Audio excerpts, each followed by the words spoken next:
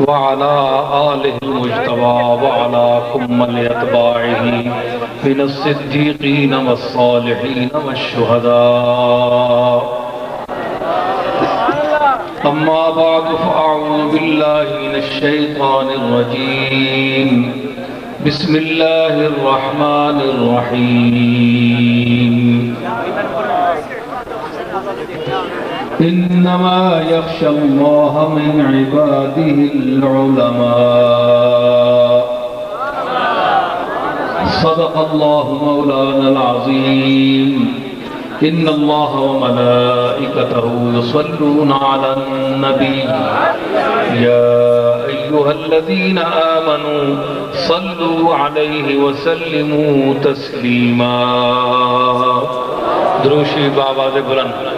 اللهم صل على سيدنا ومولانا محمد وبارك وسلم وصل عليه.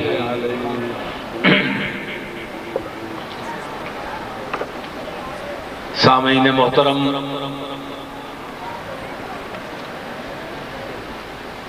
علماء کرام، مشائخ اعظام،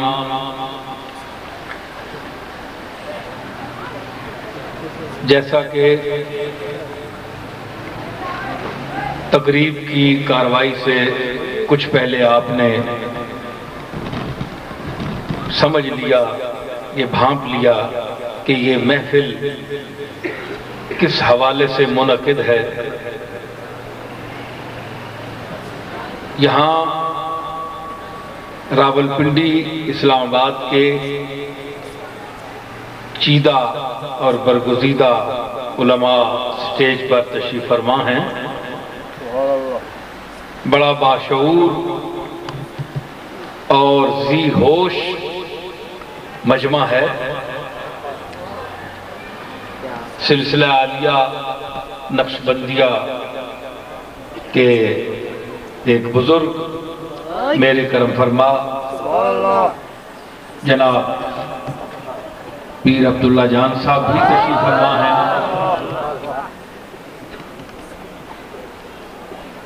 یوں تو میرے سب جانے پہچانے چہرے ہیں. بعض حضرات کے علماء کے نام پوری طرح یاد نہیں ہیں، لیکن صورت شناس ضرور ہوں. مجھے یہاں ایک جوش ملی آبادی کا شعر یاد آ رہا ہے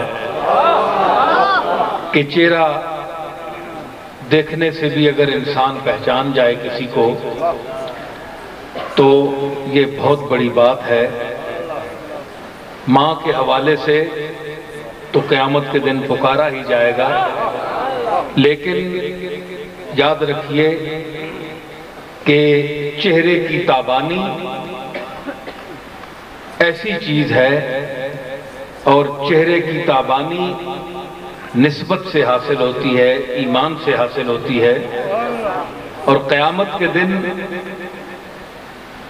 میرے اور آپ کے آقا جب پل صراط پر تشریف فرما ہوں گے، منظر دیکھ رہے ہوں گے امت کے گزرنے کا، تو اس وقت بھی آپ ہمیں چہروں کی تابانی سے، نسبت کی چمک سے پہچانیں گے. اس لیے اگر چہرہ آشنائی بھی رہ جائے تو یہ بھی بہت بڑی بات ہے. جوش نے کہا تھا کہ عرصہ حشر میں ہے کون یہ میر مجلس. میں علماء سے ڈر رہا ہوں، حالانکہ جو میں نے آیت پڑھی ہے اس سے اس کے معنی یہ ہیں کہ علم والے وہ ہیں جو اللہ سے ڈرتے ہیں، لیکن میں علماء سے ڈرتا ہوں. اس لیے میں یہاں یہ شعر جو پڑھ رہا ہوں وہ ایسے آدمی کا پڑھ رہا ہوں جس کے ایمان میں بہت لوگ شک کرتے ہیں کہ وہ کیا تھے. بہرحال وہ جانے اور وہ اللہ جانے. تو جوش صاحب جیسے بھی تھے اللہ کے پاس ہیں، اب جو بھی ان کے ساتھ سلوک ہو وہ اللہ جانے اور وہ جانے. لیکن یہ میرا شعر نہیں ہے۔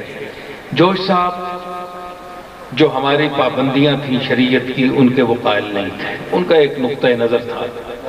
بہرحال حضور سے وہ ایک محبت کرتے تھے، میں ان کے پاس بہت بیٹھا تو وہ یہ کہتے تھے کہ انہوں نے جو وہاں کے گنڈے اور برے اعمال کرنے والے لوگ تھے، اس آپ کے نبی نے ایک ایسی غیر مری ذات کے سامنے ان کو جھکا دیا کہ جن کی گردنوں میں رونت کا سریا تھا وہ توڑ کر خم کر دیا۔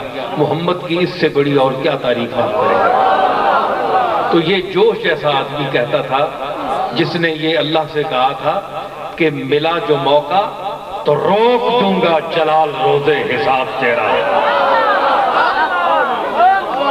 یہ جوش ہے جو اللہ کو نہیں مانتا۔ وہ کہتا ہے کہ ملا جو موقع تو روک دوں گا جلال روزے حساب تیرا۔ مصرع ثانی دیکھیے، پڑھوں گا رحمت کا وہ قصیدہ کہ ہنس پڑے گا عتاب تیرا۔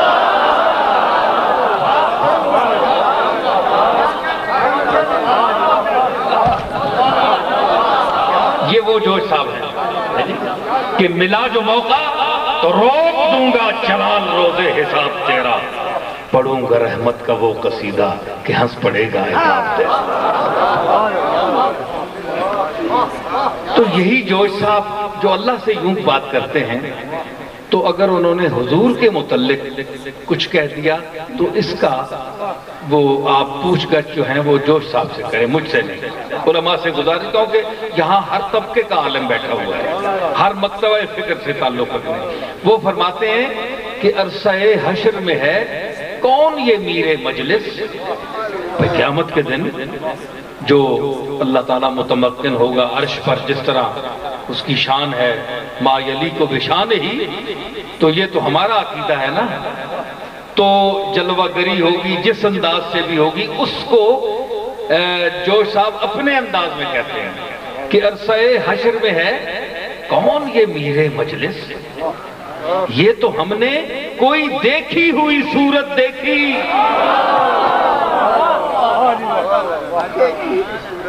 کہاں دیکھی؟ یہ پھر وہ کہا کرتے تھے کہ روایتوں میں آیا کہ وہ صورت مدینے میں دیکھی گئی۔ اب میں یہ نہیں کہتا، یہ ان پر اعتراض ہے۔ بہرحال تو چہرہ آشنائی، صورت آشنائی بھی بڑی چیز ہے۔ اس دور یہ تو اتنا خود غرض دور ہے، خود غرضی کا دور ہے کہ یہاں انسان چہرے بھی بھول جاتے ہیں،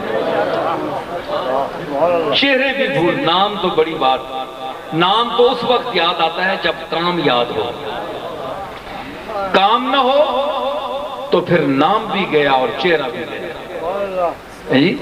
تو یہ غرض کی دنیا ہے، اس لیے یہاں اگر کوئی کسی کو صورت سے بھی پہچان لے تو یہ